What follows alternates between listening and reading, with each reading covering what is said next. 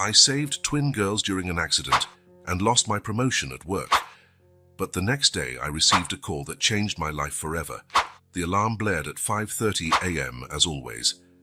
Anne opened her eyes, staring at the familiar ceiling of her bedroom. At 48, her body protested the early awakening. But her mind was already alert, ready for another day at the hospital. 23 years of nursing had molded her routine with the precision of a Swiss watch. As she got ready, Anne observed her reflection in the bathroom mirror. A few grey strands stood out in her brown hair, silent witnesses to countless nights on call.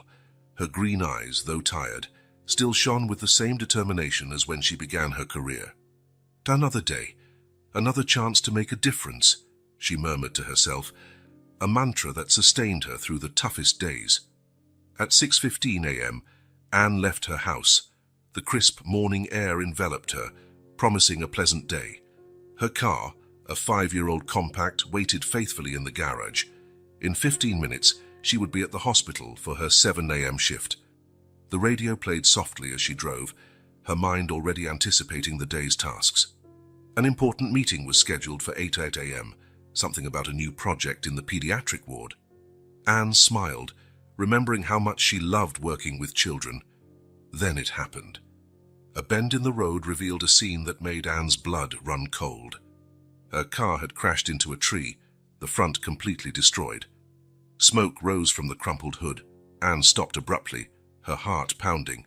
Her nursing instincts took over. Within seconds, she was out of the car, running towards the wreckage. "Can anyone hear me?" she shouted, approaching cautiously. A faint moan answered. Anne leaned down, peering through the shattered passenger side window. Her heart nearly stopped.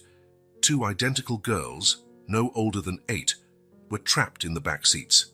Twins. Blood trickled from a cut on one of their foreheads. "Hey, sweeties, can you hear me?" Anne spoke softly, trying to stay calm. "I'm Anne. I'm a nurse. I'm going to help you." One of the girls opened her eyes, frightened. "Mommy," she whispered. Anne quickly glanced at the driver's seat. Empty. Where was their mother? There was no time to think about it. The smell of gasoline filled the air. Anne knew she had minutes, maybe seconds, before the worst happened. "What's your name, honey?" she asked, working to open the jammed door. "Sophie," the girl replied weakly. "My sister is Marie." "Okay, Sophie, I need you to be very brave now. I'm going to get you and Marie out of here." The door finally gave way with a metallic groan. Anne reached Sophie first, her nimble fingers releasing the seatbelt. Carefully, she pulled the girl out, placing her gently on the grass by the side of the road. "Sophie, stay here. Don't move. I'm going to get your sister." Anne returned to the car. Marie was still unconscious, the cut on her forehead bleeding more now, her heart in her mouth. Anne freed her from the seatbelt and carried her out. They had barely gotten a few feet away when a deafening explosion erupted behind them. The car had caught fire. Anne threw herself over the girls, shielding them with her own body. The heat of the flames licked her back, but she didn't move. Sirens wailed in the distance, rapidly approaching. Anne lifted her head, seeing the emergency vehicles arriving. Paramedics jumped out of the ambulances, running towards her. 2 girls, twins, approximately 8 years old. Anne reported quickly to the first paramedic who arrived. "Sophie is conscious. Possible concussion. Marie is unconscious. Lacerations on her forehead. Suspected head trauma." The paramedic looked at her, surprised by the precision of the information.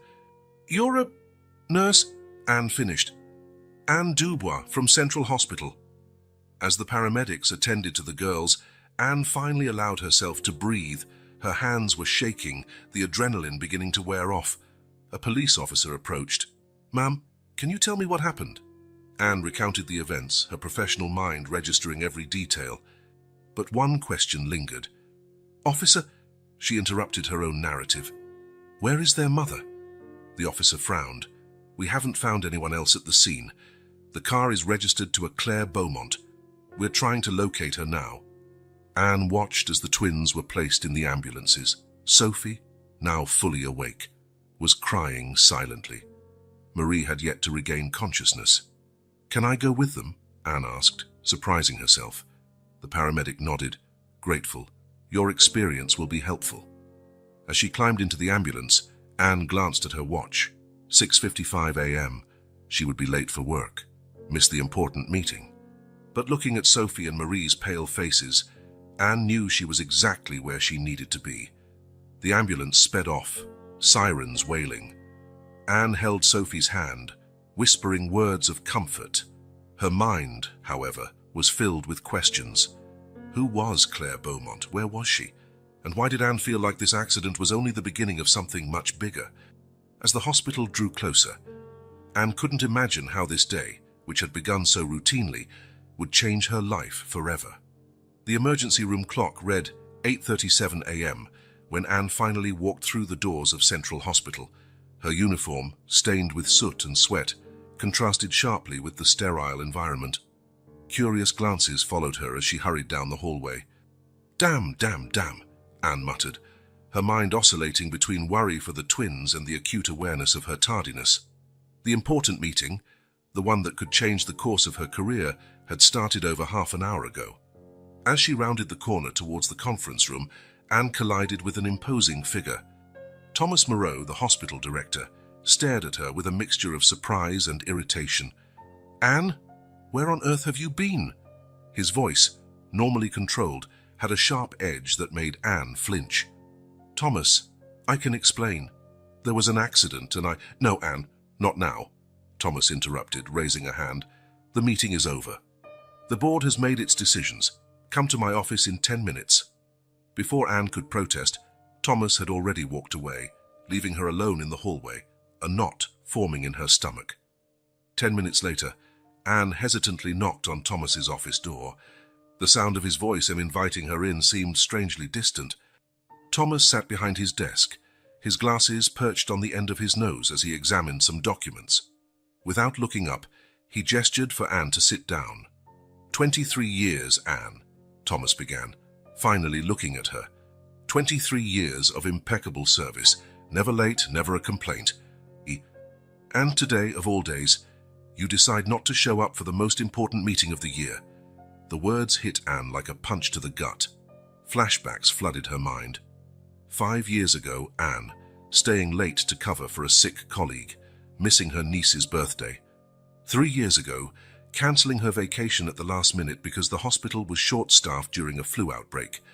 Last year, working a double shift on Christmas so colleagues with children could be home.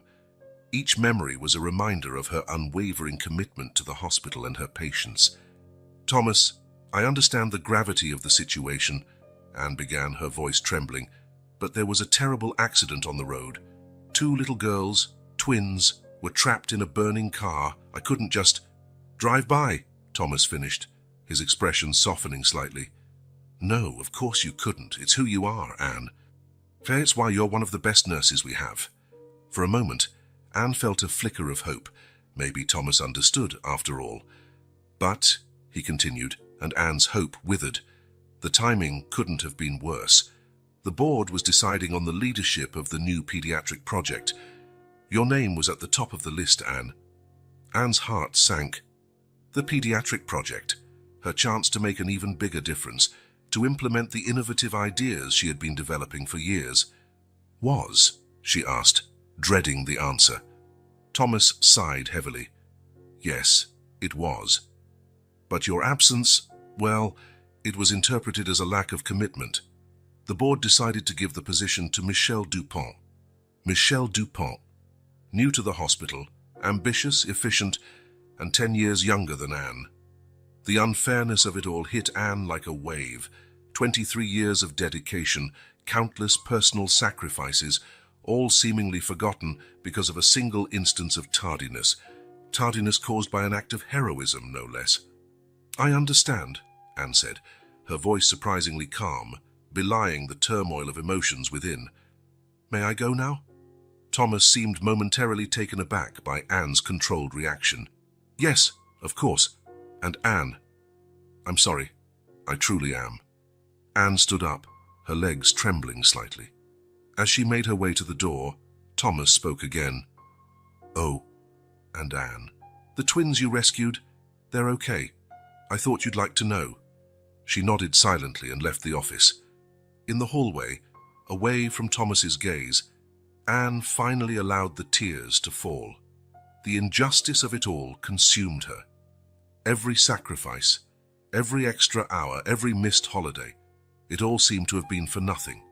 Leaning against the cold hospital wall, Anne closed her eyes, letting the memories flow. 10 years ago, Anne, holding a frightened child's hand during a thunderstorm that caused a hospital blackout, telling stories by candlelight to calm the young patients. 7 years ago, spending sleepless nights studying new pediatric care techniques, dreaming of the day she could implement them. 2 years ago, organizing a fundraising campaign to buy more modern equipment for the children's ward. Each memory was a stab at her heart, a painful reminder of her seemingly disregarded dedication. But then, another memory surfaced. Sophie's scared face, Marie's small hand in hers as the ambulance raced towards the hospital. And with that memory came a realization. It didn't matter what the board thought. It didn't matter that she had lost the promotion. What mattered were the lives she touched daily, the lives she saved. With a deep sigh, Anne wiped away her tears. The injustice still stung. Yes, the disappointment still weighed heavily on her chest. But there was work to be done, patients who needed her. Straightening her shoulders, Anne walked towards the pediatric ward. Maybe she wasn't leading the new project, but that wouldn't stop her from doing the best job possible. And who knew? Maybe one day the hospital would realize the mistake they had made. As she walked, Anne couldn't help but think about the twins and their mysteriously absent mother. Something about that story didn't quite add up, and Anne felt that, somehow, that accident was destined to have a much bigger impact on her life than she could imagine. With a mixture of determination and curiosity, Anne pushed open the doors of the pediatric ward, ready to face whatever the day and the future held. The day dragged on agonizingly slowly for Anne. Every time she passed the conference room, where hours earlier her dreams had been shattered, she felt a pang in her chest. The buzz about the new pediatric project echoed through the hallways, each mention of Michel Dupont's name like salt in an open wound. At 6:45 p.m., 15 minutes after the official end of her shift, Anne finally headed to the locker room. She was exhausted, both physically and emotionally. All she wanted was to get home, take a hot shower, and try to forget this disastrous day. As she was changing, her cell phone vibrated at the bottom of her bag. Anne hesitated. After the day she'd had, the last thing she wanted was more complications. But years of emergency room shifts had conditioned her to never ignore a call. With a resigned sigh, she retrieved the phone. Unknown number. "Hello?" Anne answered, her voice betraying her weariness. "Good evening. Is this Anne Dubois?" The voice on the other end was female, soft, yet with a note of authority that Anne couldn't help but notice. "Yes, this is she. Who's calling?" There was a brief pause, as if the person on the other end was gathering courage. "My name is Claire Beaumont. I'm Sophie and Marie's mother." Anne's heart leaped. The twins from the accident. 1,000 questions flooded her mind at once. Where had Claire been during the accident? Why were the girls alone in the car? How did she get Anne's number? "Miss Beaumont," Anne began, trying to keep her voice neutral. "How can I help you?" "Please, call me Claire," the voice replied, a note of emotion now evident. I wanted to thank you personally for what you did for my daughters. I know that if it weren't for you..." Claire's voice faltered, and Anne could hear a muffled sob from the other end of the line. Despite her initial hesitation, Anne felt a surge of compassion. "Claire, are they all right? I got to see them briefly when we arrived at the hospital, but then..." "They're fine, thanks to you," Claire interrupted, her voice now steadier. "Sophie just had a few scrapes. Marie, well, she had a mild concussion, but the doctors say she'll make a full recovery." Anne let out a sigh of relief she hadn't realized she'd been holding. "I'm so glad to hear that. But Claire, if you don't mind me asking, where were you when I arrived at the scene?" "It's complicated," Claire interrupted again, a note of caution in her voice. "Actually, that's why I'm calling. I'd like to meet you in person, if possible. There's a lot I need to explain." Anne frowned, curiosity battling against her exhaustion and the day's frustrations. "I don't know, Claire. It's been a very long day and—" "Please." Claire's voice held a hint of desperation now. "Taisia, I know it's a lot to ask, especially of someone who's already done so much for my family, but I promise it will be worth your while. There are things you need to know." Something in Claire's tone gave Anne pause. There was a mystery here, something deeper than a simple car accident. "Besides," Claire continued, taking advantage of Anne's silence, "there's something about the hospital I think you should know." That caught Anne's attention. "The hospital? What do you mean?" Claire paused, as if carefully choosing her next words. "Let's just say I have a certain influence there. I'm one of the major investors in Central Hospital." Anne nearly dropped the phone. An investor? Her mind reeled with the implications. This woman, whose negligence had nearly cost her daughters their lives, held power over the place Anne had called her second home for over 2 decades. "Ms. Beaumont." "Claire," Anne corrected herself, trying to maintain her composure. "I appreciate your interest, but I really don't think it's appropriate." "Anne," Claire interrupted, her voice now charged with a palpable urgency. "I know about the meeting today. I know about the pediatric project." Anne's blood ran cold. How could she know? Claire continued, "I know you deserved that position, and I know why you didn't get it. Please, meet me. I promise I'll explain everything." Anne closed her eyes, feeling the weight of the day, of the week, of years of unrecognized dedication pressing down on her shoulders. Part of her wanted to refuse, to go home and forget all about this. But another part, the curious and determined part that made her an excellent nurse, couldn't ignore the implications of what Claire was saying. After what felt like an eternity, but was only a few seconds, Anne replied, "All right, Claire, where and when?" The relief in Claire's voice was palpable. "Thank you, Anne, truly. How about tomorrow, at 7 p.m., at the Café Lumière? It's a discreet place and perfect for a private conversation." Anne knew the place, a charming café, not far from the hospital. "I'll be there," she replied, still not entirely sure she was making the right decision. "Thank you again, Anne. See you tomorrow." And with that, Claire hung up. Anne stood in the locker room for a few minutes, phone still in hand, trying to process everything that had just happened. The day that had begun with a heroic rescue, moved through crushing disappointment, now ended with an intriguing mystery. As she left the hospital, Anne couldn't help but wonder what she was getting herself into. Claire Beaumont, a hospital investor, mother of the twins she had saved, wanted to meet her, and apparently knew things about the pediatric project, about the injustice Anne had suffered. For a moment, Anne considered calling back and cancelling. Her life was complicated enough without adding more drama. But then she remembered the twins' faces, the fear in their eyes during the rescue, and she remembered the sting of rejection, the promotion unfairly denied. No, she would go to this meeting. She would hear what Claire had to say, because deep down, Anne knew this wasn't the end of the story. It was only the beginning. As she drove home, the night sky stretching above her, Anne couldn't help but feel a mixture of apprehension and excitement. Tomorrow, at 7 p.m., at the Café Lumière, she would find out what Claire Beaumont had to say. And maybe, just maybe, it would change everything. With a deep sigh, Anne turned on the radio, letting the music fill the car. Tomorrow would be a new day with new revelations, and she would be ready to face them, whatever they may be. Anne arrived at Café Lumière at 6:55 p.m., her heart beating a little faster than usual. The place was exactly as she remembered, cozy, with soft lighting and a comforting aroma of freshly ground coffee in the air. She chose a table in the corner, away from the windows, offering the privacy Claire seemed to desire. Promptly at 7 p.m., the café door opened. Anne immediately recognized Claire Beaumont, even though she had never seen her before. There was something about her posture, a blend of confidence and vulnerability, that made her stand out. Claire spotted Anne and walked towards her, a hesitant smile on her lips. "Anne Dubois?" Claire asked, extending her hand. "It's a pleasure to finally meet you in person." Anne stood, shaking the offered hand. "The pleasure is all mine, Claire," Please, sit down." As they settled in, Anne couldn't help but notice how elegant Claire looked, even in casual clothes.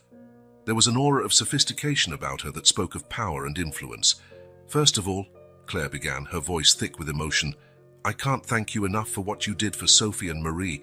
You saved their lives." Anne felt a lump forming in her throat. "I only did what anyone would have done," she replied modestly. Claire shook her head. "No, Anne, not everyone would stop. Not everyone would risk their own life to save two strangers. You're special." There was a pause, the weight of Claire's words hanging between them. Anne took the opportunity to ask the question that had been plaguing her since the accident. "Claire, where were you?" "When I arrived at the scene, the car was—" Claire sighed deeply, guilt evident in her eyes. "I was in an emergency meeting at the hospital. The girls were with their nanny, but she had to leave early. I asked my driver to pick them up.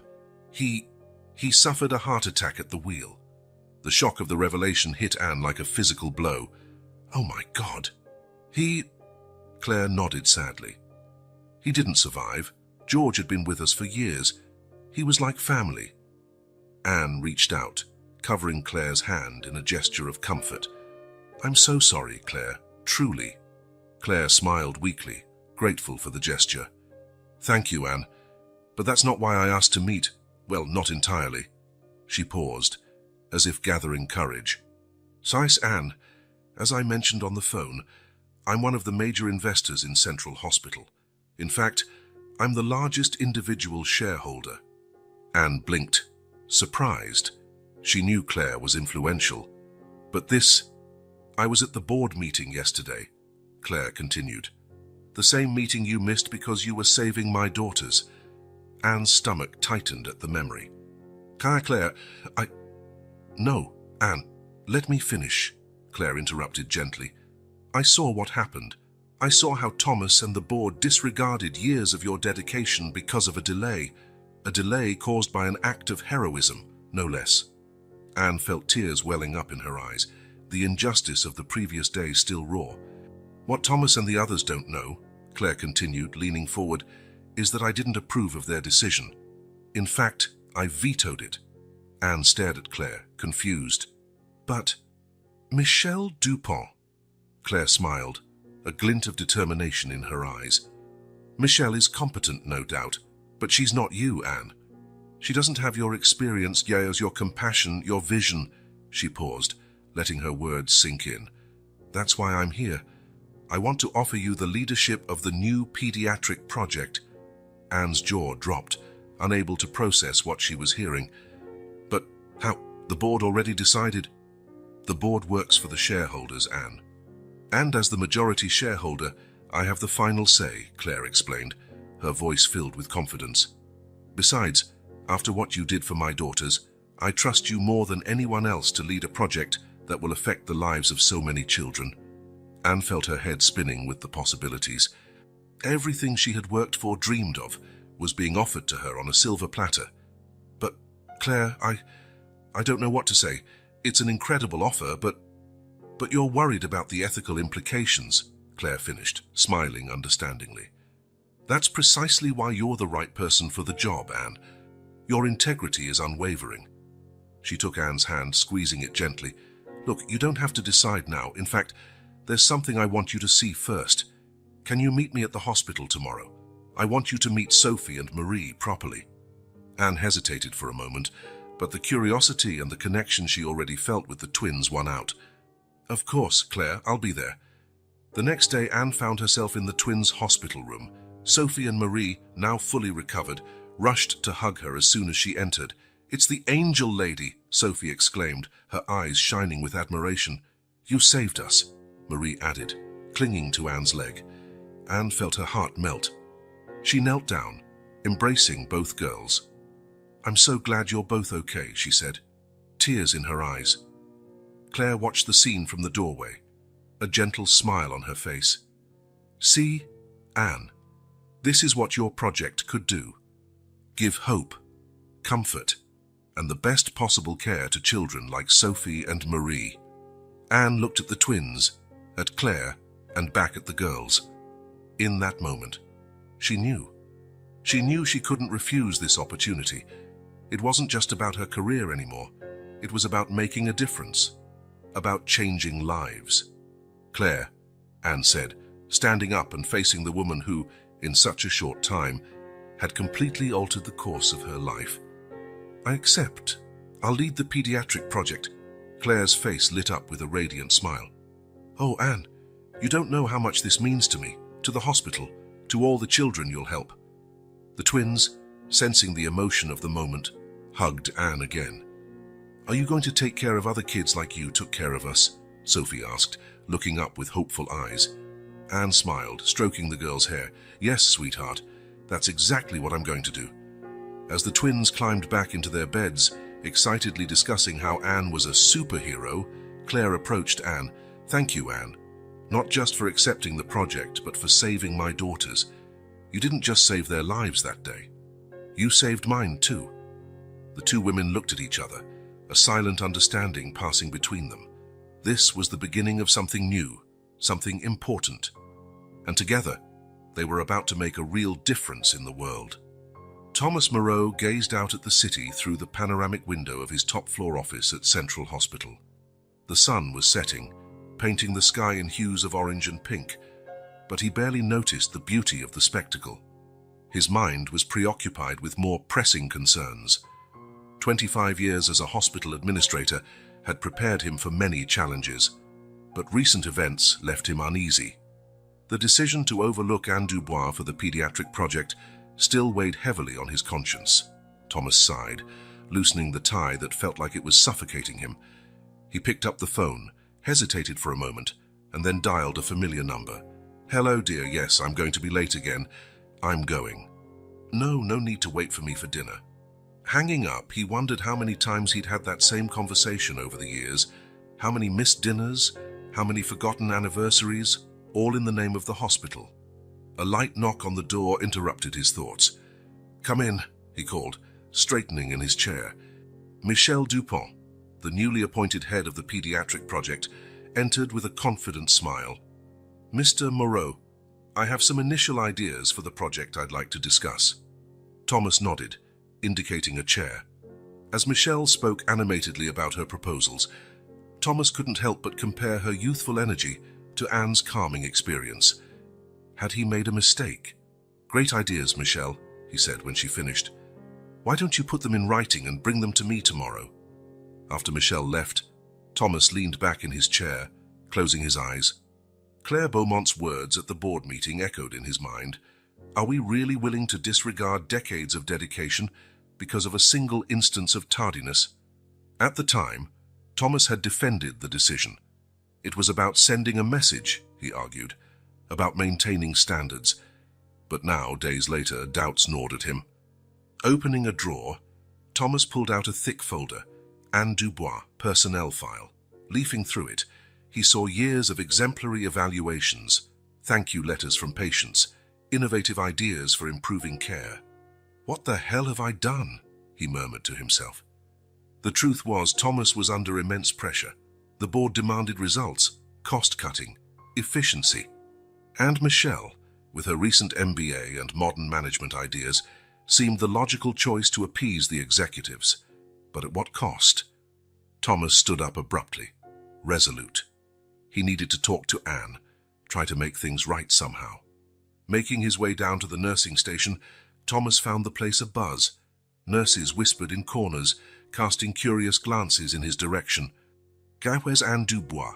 he asked a nearby nurse. "Anne? She left early today. Something about an important meeting," the nurse replied, a gossipy tone in her voice. Thomas frowned. That wasn't like Anne. Returning to his office, Thomas was greeted by an email from Claire Beaumont. His heart quickened as he read the contents. "Thomas, I hope this message finds you well. I would like to schedule an urgent meeting to discuss the pediatric project and Anne Dubois leadership. There have been developments that we need to address immediately. Sincerely, Claire Beaumont." Thomas. Blood ran cold. Claire, the hospital's largest individual shareholder, rarely involved herself directly in operational decisions. What could have changed? In the following days, Thomas observed a palpable shift in the hospital atmosphere. Rumors about the pediatric project spread like wildfire. Some said Anne would be reinstated. Others swore Michelle was bringing in a whole new team from outside. The tension was evident. Long-time employees who saw Anne as an unofficial leader barely concealed their discontent with Michelle. On the other hand, younger staff seemed excited by Michelle's promises of modernization. Thomas found himself in the middle of a minefield, trying to navigate between old loyalties and new pressures. On a particularly tense afternoon, Thomas finally managed to get a moment alone with Anne. "Anne, can we talk?" he asked, approaching her in the hallway. Anne looked at him with a mixture of surprise and caution. "Of course, Thomas, what's up?" Thomas guided her to a nearby empty room. "Anne, I made a mistake. The decision about the pediatric project—" "Thomas," Anne interrupted, her voice surprisingly calm. "What's done is done. We don't need to—" "No, Anne, please let me finish," Thomas insisted. "I didn't properly consider your years of service or your dedication. It was an error in judgment on my part, and I'd like to rectify it." Anne observed him for a moment, an unreadable expression on her face. "What exactly are you proposing, Thomas?" Thomas hesitated. What was he proposing? He didn't have the authority to reverse the board's decision. Or did he? I can talk to the board again. Maybe we can create a co-leadership position, or—" Anne raised a hand, stopping him. "Thomas, I appreciate the gesture. Truly. But I think it's a little late for that."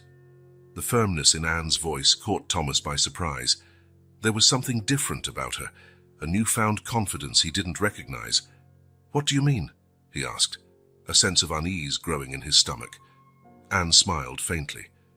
"Let's just say things are changing, Thomas, and soon we'll all know where we stand in this new configuration." With that, she turned to leave. At the door, she paused and looked back. "Oh, and Thomas, maybe it's time you thought about what truly matters. Not just for the hospital, but for you too." As Anne walked away, leaving Thomas alone with his thoughts, he couldn't shake the feeling that something bigger was happening, something that was beyond his control. Back in his office, Thomas looked out at the city again through the window. The sun had completely set now, the city lights twinkling like earthly stars. Picking up the phone, he made a call he should have made a long time ago. "Hi, honey. Yes, it's me. You know what? I'm coming home now. How about we order that pizza you like?" "Yes, that one." "No, it's not too late. It's never too late to do the right thing." As he gathered his things to leave, Thomas knew the coming days would be challenging.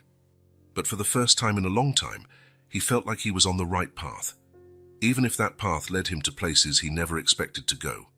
Anne sat in her small apartment, a cup of tea cooling beside her. Her eyes wandered around the room, pausing on photos from her career at Central Hospital, her graduation, her first day as head nurse, precious moments with patients who had touched her life, 23 years of memories, challenges, and triumphs. Claire Beaumont's offer hung over her mind like a charged cloud, about to unleash a storm of change. Leading the new pediatric project was everything Anne had ever dreamed of. A chance to make a real difference, to implement ideas that had been brewing in her mind for years. But at what cost? Anne picked up her phone, rereading the message Thomas had sent her earlier. "Anne, we need to talk urgently. There are things you need to know before you make any decisions. Please meet me tomorrow before your shift. Thomas." The urgency in the message intrigued her. What could Thomas possibly know that would change her perspective? Sighing, Anne stood up and walked to the window. The city glittered outside, thousands of lives following their courses, oblivious to the dilemma consuming her. How many of those lives could she positively impact if she accepted Claire's offer? But then there was the question of loyalty. Central Hospital wasn't just her workplace, it was her second home, her chosen family. The nurses she had trained, the doctors she had collaborated with, the patients who trusted her.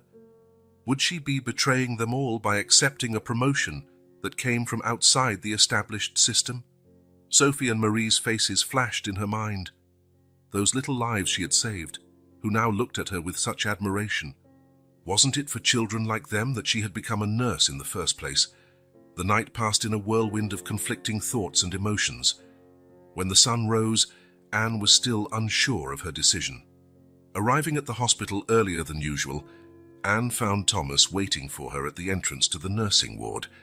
His face was tense, dark circles under his eyes testifying to a sleepless night. "Anne, thank you for coming," he said, guiding her towards an empty conference room. "There's something you need to know about Claire Beaumont and this new project." Anne sat down, watching Thomas warily. "What is it, Thomas?" "What could be so serious?" Thomas ran a hand through his greying hair, a gesture Anne recognized as a sign of extreme stress. "Claire isn't just an investor, Anne. She's trying to take over the hospital." Anne blinked, taken aback. What? What do you mean?" "Over the past few months, she's been quietly buying up more and more shares. Now, with this pediatric project, she's making her final move," Thomas explained, his voice low and urgent. "If she gets to implement this project her way, she'll have enough influence to reshape the entire hospital according to her vision." "And that's bad?" Anne asked, confused. "Claire seems to have the best intentions." Thomas shook his head vehemently. "Intentions aren't enough, Anne. Claire is a businesswoman, not a healthcare professional. She sees numbers, not patients. If she takes over, who knows what changes she'll make? Staff cuts, outsourcing of services, prioritizing profits over care." Anne felt her stomach churn. The image she had formed of Claire, the grateful mother, the compassionate visionary, began to crack around the edges. "Why are you telling me this, Thomas?" she asked, though she already suspected the answer. Thomas looked her in the eye, his expression a mixture of regret and determination. "Because I made a mistake, Anne, by not choosing you to lead the project initially, but now I need you to refuse Claire's offer. If you accept, you'll be giving her the final push she needs." Anne sat in silence for a long moment, absorbing everything. Part of her wanted to believe Thomas, to trust the man who had been her mentor for so many years, but another part remembered the compassion in Claire's eyes, the connection she had felt with Sophie and Marie. "What if," Anne began slowly, "what if I could accept Claire's offer, but use my position to ensure the changes are made the right way, to protect what truly matters at the hospital?" Thomas looked at her with a mixture of admiration and concern. "Yanta, that's incredibly risky. You'd be swimming with sharks. Claire is powerful and ruthless in business." "But she's not a healthcare professional," Anne countered, a new resolve rising in her voice. "I am. And I know this hospital, its patients and its staff better than any investor ever could." Thomas opened his mouth to argue, but was interrupted by the ringing of his phone. Glancing at the screen, he paled. "It's Claire. She's calling an emergency board meeting now." Anne stood up, a surprising calmness washing over her. "Then we better go." Minutes later, Anne found herself standing before the hospital board. Familiar and unfamiliar faces watched her with a mixture of curiosity and apprehension. Claire Beaumont sat at the head of the table, her gaze fixed on Anne. "Ms. Dubois," Claire began, her voice echoing in the silent room. "I understand you've been informed of the offer to lead the new pediatric project. Before we proceed with any other business, I'd like to know your decision." Anne felt every eye in the room upon her. Thomas Hickey, standing beside her, seemed to be holding his breath. This was the moment, the crossroads that would define not only her future, but potentially the future of the entire hospital. Taking a deep breath, Anne stepped forward. "Mrs. Beaumont, members of the board, I accept the offer." A murmur rippled through the room. Thomas closed his eyes, defeated. But Anne wasn't finished. "However," she continued, her voice gaining strength, "I accept with one condition. I want full transparency and involvement in all decisions that affect patient care, not just in the pediatric ward, but throughout the entire hospital." Claire raised an eyebrow, intrigued. "That's quite bold, Mrs. Dubois." "It may be," Anne agreed, "but it's necessary. This hospital isn't just a business. It's a place of healing, of hope. Every decision we make affects real lives. If I'm going to lead this project, I need to know I'm doing it the right way, for the right reasons." The silence that followed was deafening. Anne could feel the weight of her statement hanging in the air, challenging everyone in the room to question her. Finally, to everyone's surprise, Claire smiled. "That's precisely why I wanted you, Anne. Your passion, your integrity, I accept your condition." The room erupted in heated discussions. Some board members protested, others applauded Anne's audacity. Thomas stared at her with a mixture of pride and concern, but Anne stood firm, her eyes locked on Claire. She knew she was stepping into uncharted, potentially dangerous waters. But she also knew that this was her chance to make a real difference, to protect what truly mattered at Central Hospital. As the meeting continued around her, Anne felt a surge of determination wash over her. The road ahead would be challenging, filled with obstacles and conflicts, but she was ready. Ready to fight, to lead, to change. The crossroads had been crossed. Now, it was time to forge the new path.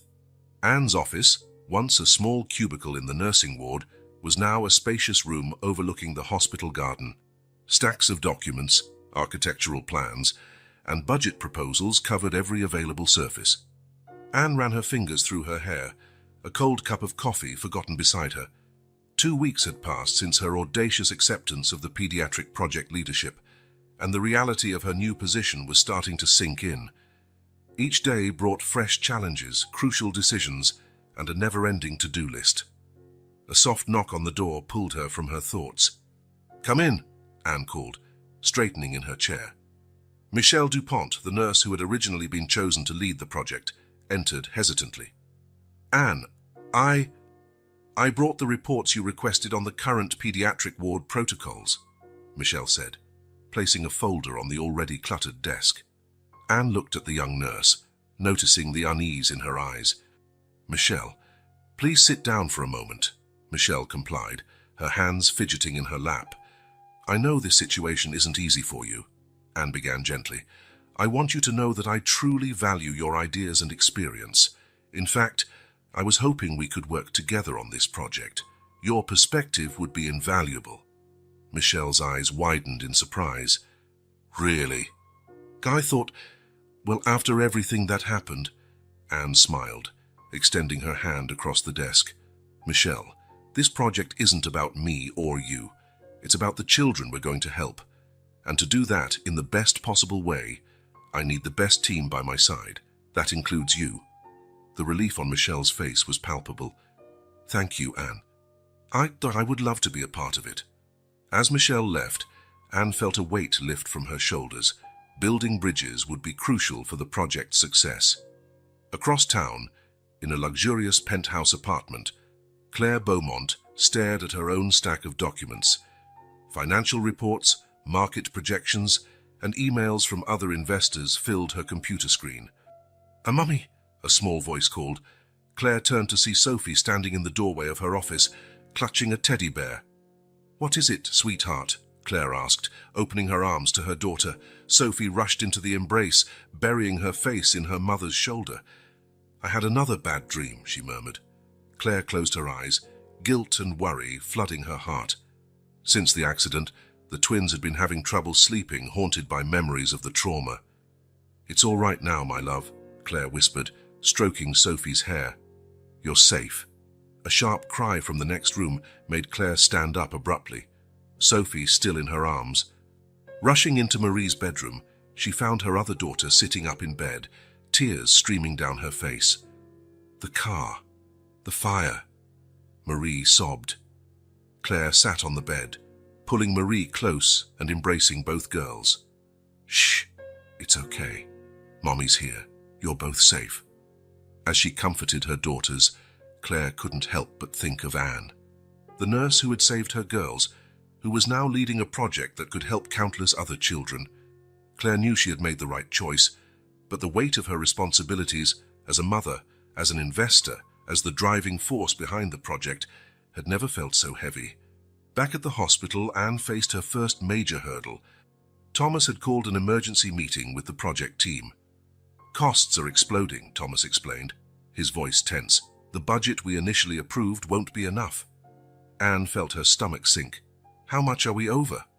"Almost 30%, Thomas replied, passing around a detailed spreadsheet. "In construction materials have gone up in price, and the specifications for the new medical equipment are more expensive than we anticipated." The room fell silent, the weight of the news hanging over everyone. Anne took a deep breath, her mind racing. "Okay, let's think about this logically. First, we need to review every single item in the budget. Maybe there are areas where we can cut costs without compromising quality. Michelle timidly raised her hand. I have an idea. What if we approached some of our regular suppliers, explained the project, see if they'd be willing to offer discounts in exchange for long-term contracts? Anne smiled, grateful for the contribution. Excellent idea, Michelle. Would you be willing to lead that initiative? The young nurse nodded, energized by the responsibility. Thomas, Anne continued, we need to be transparent with Claire and the board about this. The sooner we address the issue, the better. Thomas seemed hesitant. Anne, are you sure? You sure? This could shake their confidence in the project, or it could show that we're being proactive and responsible, Anne argued. Trust me, Thomas, honesty is our best policy here. As the meeting continued, discussing strategies and solutions, Anne couldn't help but feel a mixture of apprehension and determination. This was just the first of many challenges they would face, she knew, but it was also an opportunity to prove the value of her leadership, to show that her vision for the project was sound and achievable. That evening, as the hospital quieted down for the night shift, Anne took one last walk through the existing pediatric ward. Children slept peacefully, exhausted parents dozed in uncomfortable chairs, and nurses moved silently, checking monitors and adjusting IVs. Standing in the hallway, Anne closed her eyes for a moment, letting the familiar sounds and smells wash over her. This was why she had accepted the challenge, not for personal ambition or financial gain, but for the chance to improve the lives of these vulnerable children and families. Her phone vibrated softly in her pocket. A message from Claire. Anne, we need to talk about the project tomorrow. Some complications have arisen. Can we meet before your morning meeting? Anne felt a pang of worry but took a deep breath, pushing the fear aside. Whatever the new challenge was, she would face it head-on, because now, more than ever, she knew she was on the right path. With one last look at the ward, Anne turned to leave, ready to face whatever tomorrow held. The road ahead would be difficult, filled with obstacles and unexpected twists and turns. But with each step, each decision, each challenge overcome, she was building something greater than herself, a legacy of care, compassion, and hope for generations to come. The sun had barely risen when Anne arrived at Central Hospital that morning. The air was thick with anticipation and a touch of nervous energy. Today was the day, the official grand opening of the new pediatric wing. Months of planning, sleepless nights, and countless hurdles had led to this moment. Anne adjusted her carefully chosen blazer, took a deep breath, and entered the building. The lobby was a whirlwind of activity. Staff members put the finishing touches on decorations, journalists adjusted their cameras, and a group of dignitaries, including the mayor, chatted quietly near the entrance. Anne, Claire's voice called out. The investor approached quickly, her face a mixture of excitement and tension. We have a problem. Anne's heart skipped a beat. What is it? Claire pulled her aside to a quieter corner. Security found a flaw in the new wing's access control system. Apparently, there's a glitch that could allow unauthorized access to restricted areas. Anne felt a chill run down her spine. A security breach on this day of all days. How much time do we have until the ceremony? Claire glanced at her watch. 2 hours. Right, Anne nodded, her mind already working on solutions. Gather the IT and security teams in the conference room in 5 minutes. I'll get Thomas. As Claire hurried off to make the necessary calls, Anne rushed to Thomas's office. The hospital director was already there, reviewing his speech for the ceremony. Thomas, we have an emergency. Anne explained the situation quickly. Thomas's eyes widened with concern. Good heavens, Anne, if this leaks to the press. It won't, Anne stated with more confidence than she felt. We'll fix it. Come on, the team is meeting now. In the conference room, a tense group of IT technicians, security guards, and administrators huddled around the table. Claire stood, explaining the situation in detail. Okay, everyone. Anne took charge, her voice firm and decisive. We have less than 2 hours to fix this. What are our options? The head of the IT team, a man named Mark, spoke first. We can try an emergency patch on the system, but there's no way to fully test it in such a short time. What if we temporarily disable the electronic system? One of the guards suggested. Go back to manual control for today. Claire shook her head. So that would delay the entire check-in and movement process. With so many visitors today, it would be chaos. Anne pondered for a moment. What if we do both? Implement the emergency patch, but also increase physical security at key points as an extra precaution. The room fell silent for a moment as everyone considered the proposal. It might work, Mark agreed slowly. But we'll need all hands on deck. Make it happen, Anne ordered. Claire, I need you to distract the guests and the press. Make up a story, an impromptu tour, anything to buy us time. Claire nodded, already heading out of the room to put the plan into action. The next 90 minutes were a blur of frantic activity. Anne coordinated the teams, making quick decisions and troubleshooting problems as they arose. Thomas stayed by her side, offering support and using his authority when necessary to expedite processes. With only 10 minutes to spare, Mark reappeared, sweat dripping from his brow. It's done. The patch is installed, and the extra guards are in position. Anne let out a sigh of relief. Great work, everyone. Now, let's make this grand opening happen. She barely had time to smooth her hair and touch up her makeup before being called to the makeshift stage in the lobby. The crowd of guests, journalists, and staff members buzzed with anticipation. Claire opened the event with a heartfelt speech about the importance of quality pediatric care. Then Thomas spoke about the hospital's history and its vision for the future. Finally, it was Anne's turn. She stepped up to the podium, feeling the weight of all eyes upon her. Good morning, everyone, she began, her voice steady despite her nerves. Today is not just about the opening of a new physical space. It's about a renewed commitment to our children, our families, and our community. As Anne spoke passionately about the new wing's features and the benefits it would bring to patients, she noticed a strange movement at the back of the room. A middle-aged man dressed in a janitor's uniform was moving furtively towards a door marked Restricted Access. Anne's heart pounded. The security system had the patch failed. Without missing a beat in her speech, she made eye contact with Claire, who was standing at the side of the stage, and discreetly indicated the man with a slight nod. Claire understood immediately. With a subtle gesture, she alerted the nearby security guards and continued speaking, determined not to alarm the crowd. And it is with great pride that I officially declare the new Central Hospital Pediatric Wing open. The audience erupted in enthusiastic applause. At that very moment, a shout cut through the air. Hey! Stop right there! All eyes turned to the back of the room, where the guards had intercepted the suspicious man. He tried to flee, knocking over a nearby table with a crash that echoed through the lobby. Panic threatened to spread through the crowd, but Anne acted swiftly. Ladies and gentlemen, please remain calm. She spoke into the microphone, her voice firm and reassuring. Our security team is handling the situation. Please stay where you are. Claire and Thomas rushed to help control the situation, while Anne continued to calm the crowd from the stage. Minutes later, which felt like hours, the man was apprehended and discreetly removed. Claire returned to the stage, whispering quickly to Anne, "It's all under control. It was an undercover journalist trying to get an exclusive story." Anne nodded, feeling relief wash over her. Turning back to the microphone, she smiled at the still unsettled crowd. "Well, it seems we had a little extra excitement at our ceremony today," she quipped, eliciting a few nervous chuckles. "But if this incident proves anything, it's the effectiveness of our new security team. The safety of our patients, especially our children, is and always will be our #1 priority." The tension in the room visibly eased.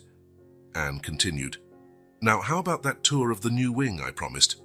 As she led the group into the new pediatric wing, Anne exchanged relieved glances with Claire and Thomas. They had overcome yet another obstacle together. And while the grand opening day hadn't gone exactly as planned, it had showcased the resilience and teamwork that would be essential for the project's continued success. The new wing was officially open, and with it, a new chapter in Central Hospital's history had begun. 3 weeks had passed since the tumultuous grand opening of the new pediatric wing. Things finally seemed to be settling down, and Anne was starting to feel like she was finding her rhythm in the new position. That Wednesday morning, she was making her usual rounds, checking on patients and chatting with the staff. Then the alarm sounded. Code Blue, Pediatric Wing, Room 305.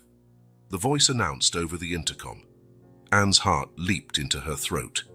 Room 305, that was where Lily, a 7-year-old girl with a complex heart condition, was staying. Anne ran, arriving at the room seconds after the emergency team. The scene was chaotic. Lily was in cardiac arrest, her pale skin a stark contrast against the white sheets.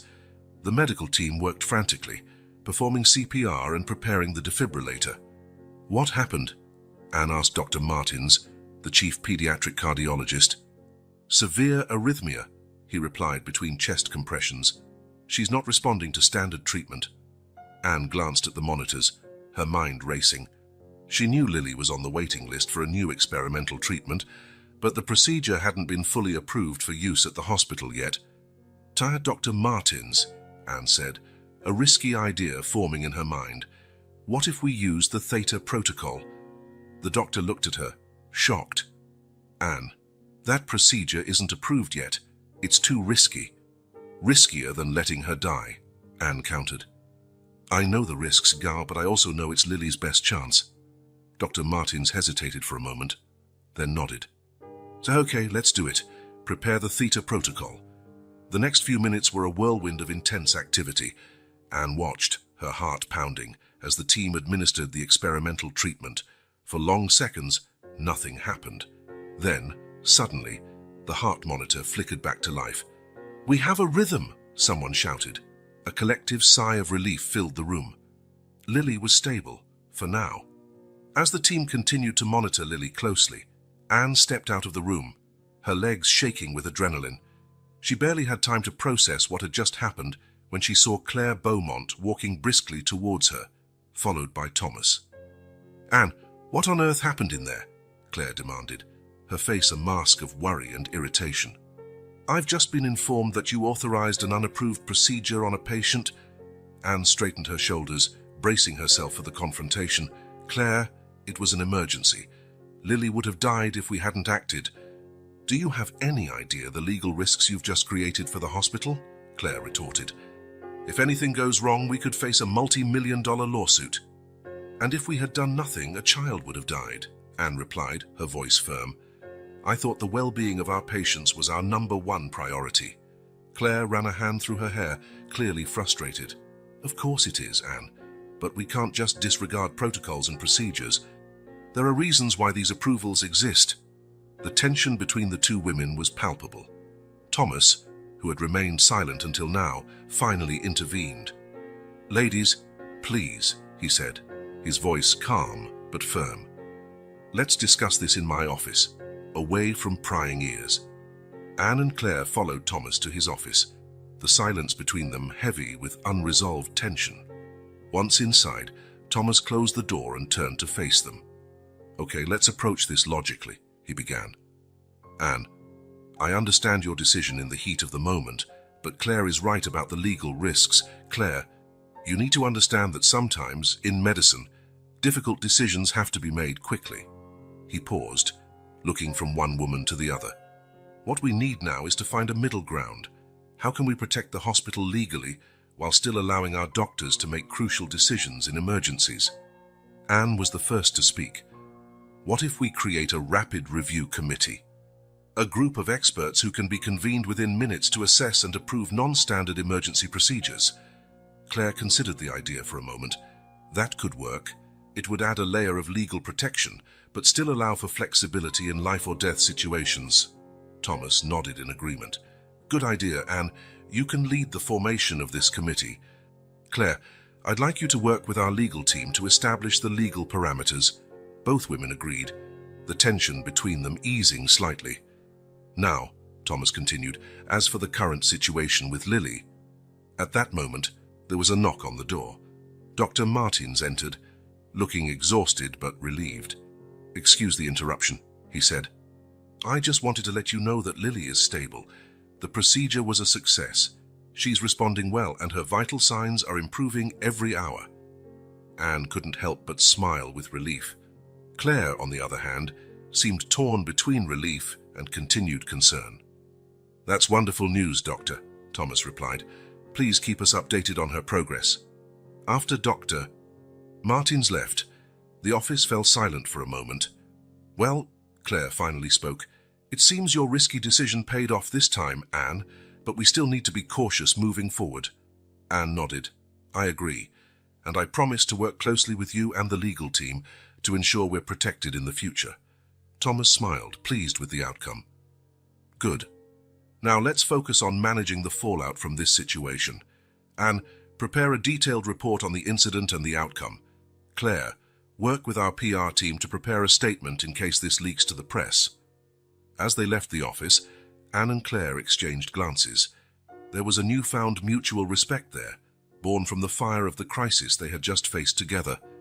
In the days that followed, the hospital buzzed with rumors about the miracle in room 305. Lily's story spread, bringing both praise and concern. Some saw Anne as a hero who wasn't afraid to break the rules to save lives. Others criticized her for her recklessness. Anne knew the road ahead would be challenging. Balancing the needs of her patients with the administrative and legal realities of the hospital would be a constant struggle. But looking at Lily, now smiling and recovering in her hospital bed, Anne knew she had made the right choice. The crisis had passed, but its ripples would continue to spread through the hospital for a long time to come. And Anne was determined to navigate those turbulent waters with the same courage and compassion that had brought her this far. Anne was organizing some files in her office when she heard a hesitant knock on the door. Looking up, she saw Michelle, the young nurse, standing in the doorway with a worried expression. "Michelle, is everything all right?" Anne asked, gesturing for her to come in. Michelle closed the door behind her and approached Anne's desk, holding a manila envelope. "Anne, I found something I think you need to see." Intrigued, Anne took the envelope Michelle offered. Inside, there was a police report and some photographs. As Anne examined the documents, her face paled. "Where did you get this?" she asked, her voice barely above a whisper. Michelle swallowed hard. "My brother is a police officer. He was investigating an unrelated case and stumbled across this information. When I mentioned the twins' accident to him, he made the connection." Anne looked at the photos of the accident scene again. Something didn't seem right. The skid marks, the position of the car. It all suggested that it hadn't been a simple accident. "Michelle, this is very serious. Have you told anyone else?" The young nurse shook her head. "No, I came straight to you. I thought you should be the first to know." Anne nodded, grateful for Michelle's discretion. "Thank you for bringing this to me. Please don't mention this to anyone else for now." After Michelle left, Anne sat for a long time, contemplating the implications of what she had just discovered. If the twins' accident wasn't an accident, what really happened that day? Determined to uncover the truth, Anne decided to conduct her own discreet investigation. In the days that followed, she used every spare moment to follow leads, make calls, and gather more information. A week later, Anne had accumulated enough evidence to confirm her suspicions. The twins' accident had been deliberately orchestrated. But why and who was behind it? The answer came from an unexpected source. A former employee of Claire's, whom Anne tracked down after days of searching, finally agreed to talk to her. Mrs. Beaumont had a business partner, the man revealed, nervously. Robert Gagnon. They had a serious falling out a few months before the accident. Gagnon swore revenge. Anne's heart raced. She remembered Claire briefly mentioning a former business partner, but she never imagined the situation was so serious. Armed with this new information, Anne knew she needed to confront Claire. She arranged an urgent meeting, asking Claire to meet her at the park near the hospital. When Claire arrived, Anne could see the tension in her shoulders, as if she already knew something was wrong. "Anne, what's so urgent?" Claire asked, sitting down on the bench beside her. Anne took a deep breath, gathering her courage. "Claire, I've discovered something about the twins' an accident, something you didn't tell me." Claire's face paled visibly. "What are you talking about?" "The accident wasn't an accident, was it?" Anne asked directly. "It was planned by Robert Gagnon." Claire was silent for a long moment, her gaze fixed on some distant point. When she finally spoke, her voice was thick with emotion. "Kai, how did you find out?" Anne briefly explained her investigation, omitting the names of Michelle and her brother to protect them. Claire let out a heavy sigh. "You're right. It wasn't an accident. Robert, he wanted to destroy me. He thought that if something happened to the girls, I would lose everything." "Why didn't you tell me before?" Anne asked, a mixture of compassion and frustration in her voice. "I was afraid," Claire admitted. "Afraid that if the truth came out, people would think I was somehow involved. That I might lose my daughters, my position, everything." Anne processed the information, trying to reconcile the image she had of Claire with this new revelation. "But why would Robert do something so extreme?" Claire closed her eyes, as if the memory was too painful. "Robert and I were more than just business partners. We had an affair. When I ended it, he didn't take it well. He became obsessed, vengeful." The revelation hit Anne like a punch to the gut. Suddenly, so many things started to make sense. Claire's interest in the hospital, her insistence on bringing Anne onto the project. "You brought me onto the project because of this. To keep me close in case the truth came out?" Anne asked, feeling betrayed. "In the beginning, yes," Claire admitted, tears in her eyes. "But Anne, you have to believe me. Over time, I saw how competent you were, how compassionate. I realized you were exactly what the hospital needed, regardless of the past." Anne remained silent, trying to process everything. Part of her wanted to yell at Claire, feeling used and manipulated, but another part understood the fear and desperation that must have motivated Claire's actions. "What happened to Robert?" Anne finally asked. "He's in jail," Claire replied. "I managed to gather enough evidence to incriminate him for the attempt on the girls' lives, but I was afraid to make it public, to expose the girls to more trauma." Anne nodded slowly, understanding the complexity of the situation. "Claire, I understand why you hid this, but lying and manipulating, that can't continue." Claire looked at Anne, her eyes pleading for understanding. "What are you going to do now?" Anne took a deep breath, feeling the weight of the decision on her shoulders. "I don't know, Claire. I need time to think. But one thing is certain. We can't continue as if nothing happened. We need to be honest with each other and with the hospital from now on." The two women sat in silence for a few minutes, the weight of the revelations hanging between them.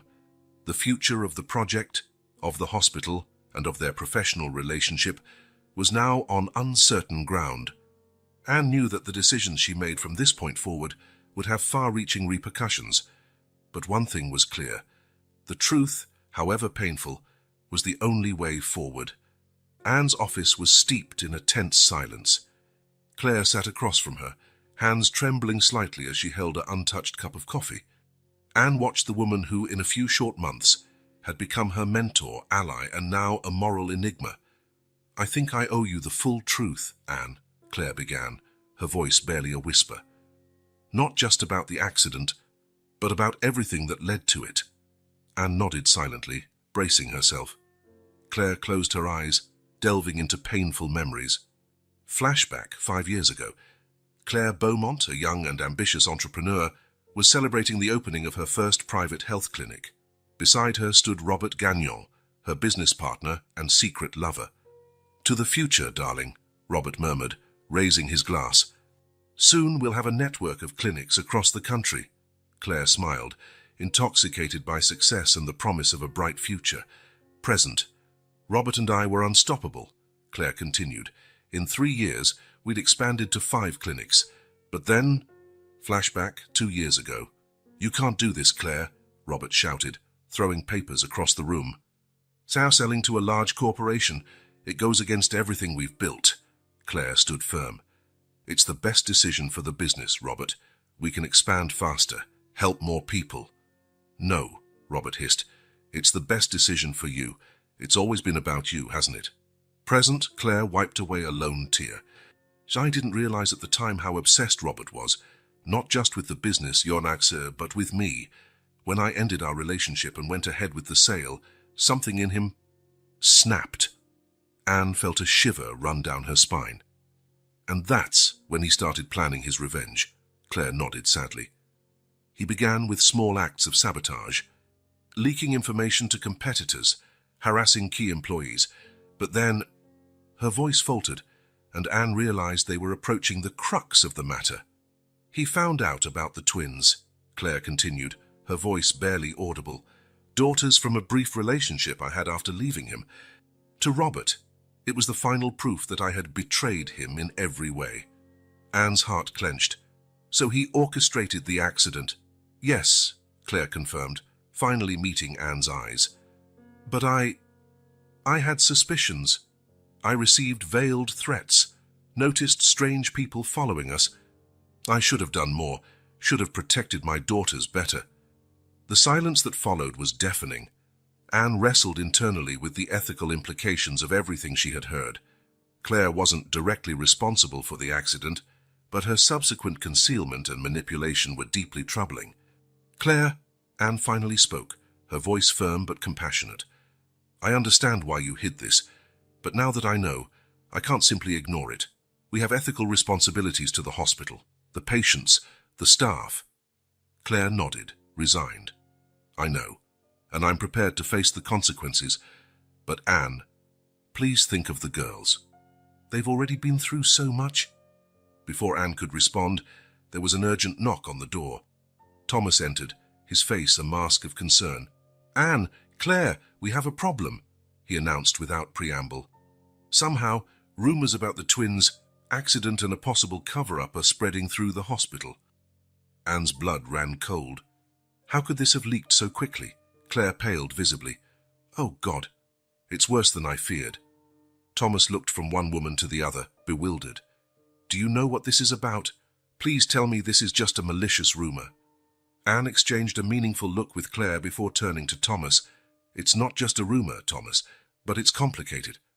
We need to act quickly to control the situation. In the hospital corridors, the tension was palpable. Groups of staff whispered in corners, falling silent abruptly when someone from administration passed by. Patients cast curious and worried glances.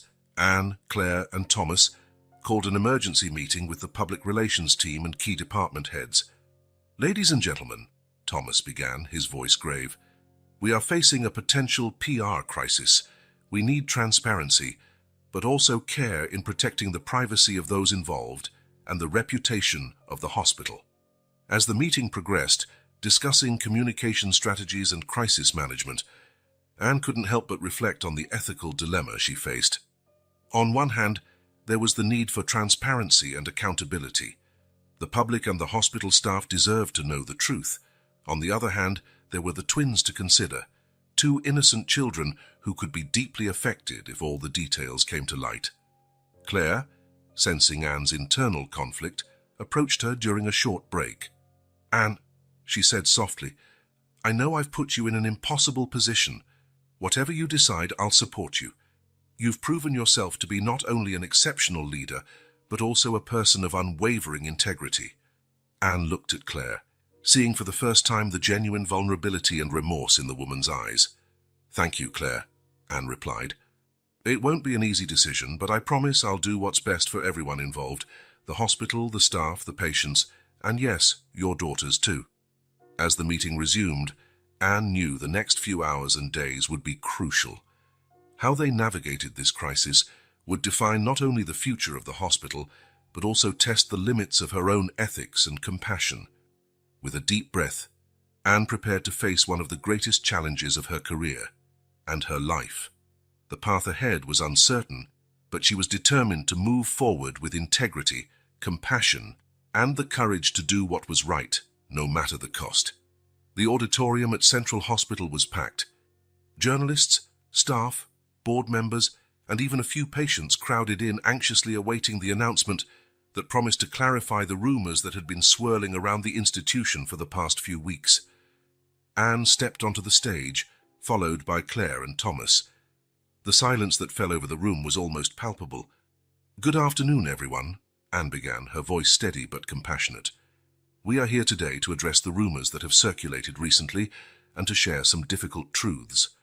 In the next few minutes, Anne, with Claire's consent, revealed the truth about the twins' accident. She carefully explained the circumstances. Robert Gagnon's involvement, and Claire's subsequent actions, being mindful to protect the children's privacy as much as possible. The audience's reaction ranged from shock to outrage, with murmurs rippling through the crowd as the story unfolded.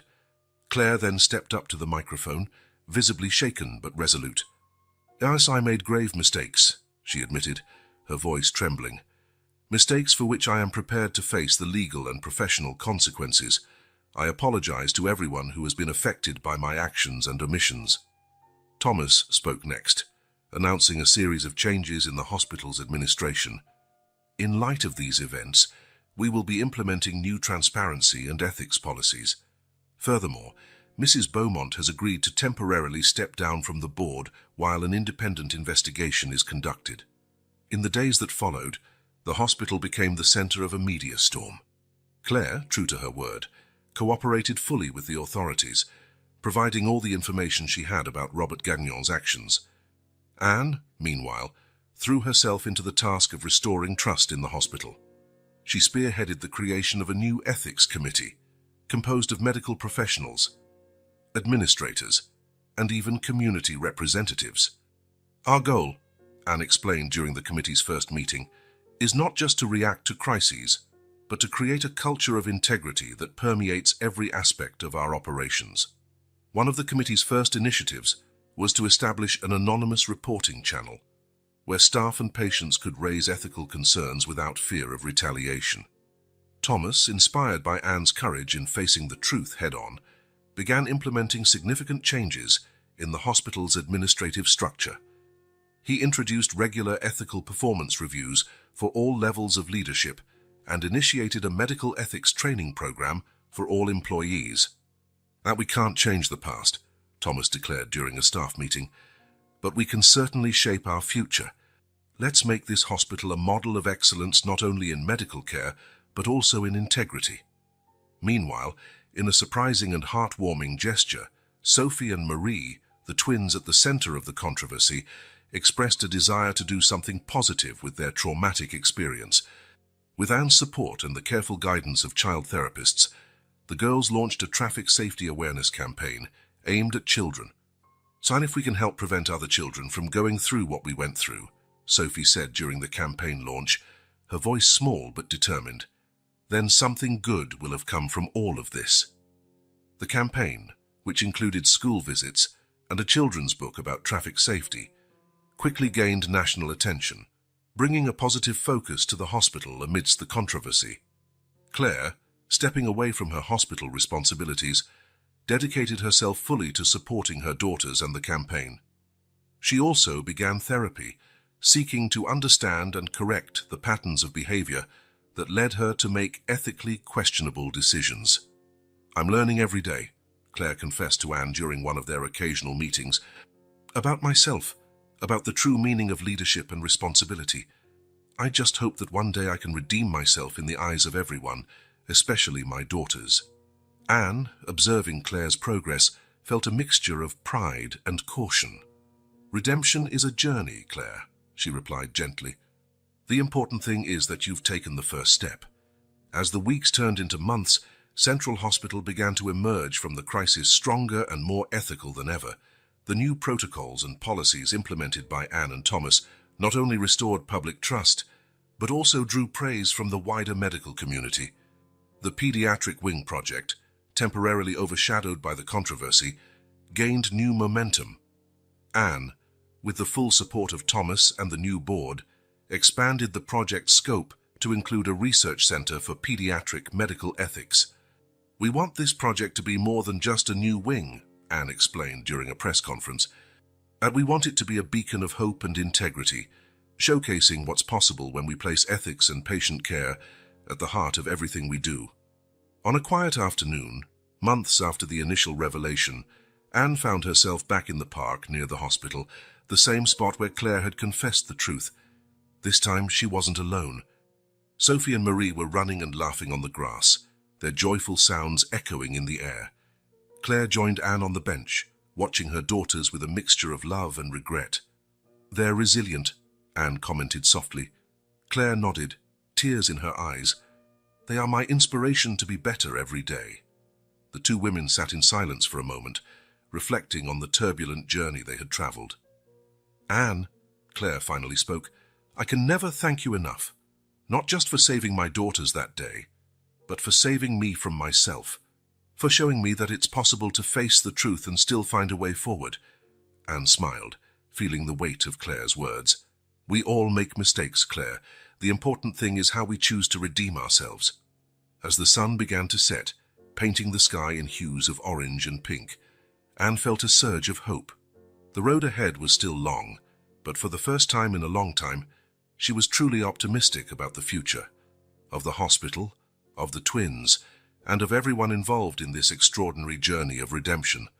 Morning sunlight streamed into the newly renovated atrium of Central Hospital, illuminating a banner that read, "Annual Conference on Ethics and Patient Safety."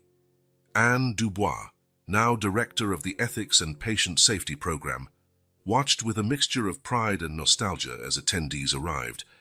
A year had passed since the tumultuous revelation that had shaken the hospital to its core, a year of changes, challenges, and, surprisingly, extraordinary growth. Anne adjusted her name tag and smiled as she saw a familiar face approaching. "Thomas, so good to see you," she greeted the now-retired hospital director warmly. Thomas, looking more relaxed than Anne had ever seen him, returned the smile. "Wouldn't miss this for the world, Anne. It's incredible to see how far we've come in just 1 year." Together, they watched the crowd. Healthcare professionals from across the country had come to learn about the innovative ethical and safety practices implemented at Central Hospital. "For who would have thought our crisis would become a model for others to follow?" Thomas mused. Anne nodded, remembering the challenging months that followed the revelation. The program she now directed was born out of the urgent need to restore trust and establish new standards of integrity. "Anne," a cheerful voice interrupted their thoughts. Sophie and Marie, now 9 years old, rushed towards her, followed closely by Claire. The twins, wearing T-shirts with the logo of their child safety campaign, hugged Anne enthusiastically. "We're so excited for our presentation," Sophie exclaimed. "We're going to tell everyone about our campaign in schools," Marie added. Anne's heart swelled with joy at seeing the girls' transformation. The trauma of the accident had become a driving force for positive change. Claire approached, her face showing signs of weariness, but also a newfound peace. After serving a reduced sentence for her cooperation, she had dedicated the past few months to working with corporate responsibility organizations. "Thank you for inviting us, Anne," Claire said softly. "It means a lot to be here today." Anne gently squeezed Claire's shoulder. "You're a part of this story as much as any of us. Your journey is a powerful testament to redemption and change." The auditorium was filled to capacity when Anne took the stage to welcome the attendees. Looking out at the audience, she saw familiar and new faces, all united by the desire to do better, to be better. "Welcome to our annual conference on ethics and patient safety," Anne began. "A year ago, our hospital faced a crisis that could have destroyed us. Instead, we chose to embrace it as an opportunity for transformation." She paused, letting her words sink in. "Today, we celebrate not only our accomplishments, but also the journey that brought us here. A journey of honesty, courage, and above all, compassion." Throughout the day, panels and presentations highlighted the changes implemented at the hospital. The new ethics reporting system, the enhanced safety protocols, the medical ethics training program, each initiative a brick in the rebuilding of the hospital's integrity. One of the most touching moments came when Sophie and Marie took the stage. With surprising confidence for their age, they shared their experience and how they turned it into a mission for child safety. "We learned that even bad things can lead to good things," Sophie said, her voice clear and strong. "And that we can all make a difference, no matter how small we are," Marie finished. There wasn't a dry eye in the auditorium as the girls finished their presentation. As the day drew to a close, Anne found a moment of quiet reflection. Standing near a window, she watched the sun setting over the city. "A penny for your thoughts," Claire's voice startled her. Anne smiled. "Just reflecting on how we got here, it all started with a simple act of stopping to help at an accident." Claire nodded, her eyes shimmering with unshed tears. "You saved more than just my daughters that day, Anne. You started a ripple effect that touched so many lives. Before Anne could respond, Thomas joined them, followed by the twins. How about a picture to commemorate the occasion? He suggested, holding up a camera. They gathered together, genuine smiles gracing their faces. The flash went off, capturing a moment of unity that, a year ago, would have seemed impossible. Later, during the closing reception, Anne surveyed the room filled with people chatting animatedly, exchanging ideas and inspiration. Thomas raised his glass, catching everyone's attention. "A toast," he announced, "to second chances, to new beginnings, and to the courage to do the right thing even when it's hard." A chorus of cheers echoed through the room. Anne felt a wave of emotion wash over her. From a simple act of compassion on a roadside to this celebration of ethics, safety, and renewal, the journey had been extraordinary. As the evening progressed, Anne knew this wasn't an ending, but a new beginning. There would be more challenges ahead, more opportunities for growth and change. But now, armed with the lessons of the past and a clear vision for the future, they were ready to face anything. Central Hospital was no longer just a place of physical healing, but a beacon of integrity, compassion, and hope. And Anne, along with everyone there, was committed to keeping that light shining brightly for many years to come. Years later, Anne stood at the podium, accepting an award for her pioneering work in patient safety and ethical leadership. She looked out at the audience, a sea of faces representing the countless lives touched by the transformative changes at Central Hospital. She thought of Lily, now a healthy teenager, volunteering at the hospital, and of Sophie and Marie, young women embarking on their own paths of service and compassion. The ripples of that fateful day continued to spread, a testament to the power of one person's choice to make a difference. Retirement didn't slow Anne down. She traveled the world, sharing her story and inspiring others to embrace ethical leadership in their own fields. She established a foundation dedicated to promoting transparency and accountability in healthcare, ensuring that the lessons learned at Central Hospital would continue to resonate for generations to come. And so the story of Anne Dubois, the nurse who stopped to help at a car accident, became a legend whispered in hospital corridors, a reminder that even the smallest act of compassion can spark a revolution of change, transforming not only individual lives, but the very fabric of our institutions and communities.